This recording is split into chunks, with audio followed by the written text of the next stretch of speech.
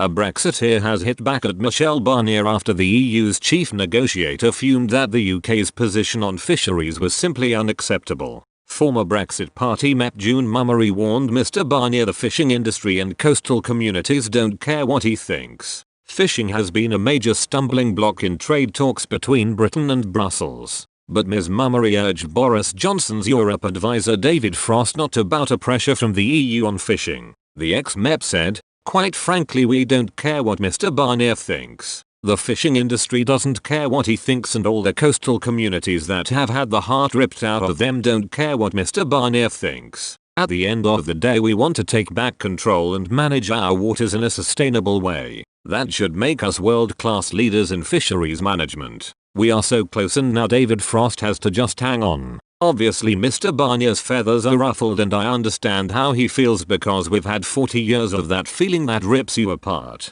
Mr Barnier is a clever man. He understands what we are doing. He understands that we've had the North Sea plundered by electric pulse fishing and super trawlers. Those days are over, Mr Barnier, I'm afraid. We are not saying that we won't ever do any deals with you, but that will be on our terms. What goes on in our waters? It's as simple as that. Of course he will fight for the EU, that's his job. But David Frost's job is to do the right thing for our country and the people that voted Boris Johnson in. A lot of people voted on the back of fishing. Ms Mummery added that Mr Barnier is becoming really weak. She said, "He is bending now. That's the best he can do. He's caving. Mr Barnier is definitely caving. He is becoming really weak. He's losing it." Speaking after the latest round of trade talks wrapped up last week, the EU's chief negotiator said the UK's position on fisheries was simply unacceptable. He added, "The UK is effectively seeking for near total exclusion of fishing vessels from the UK's water,"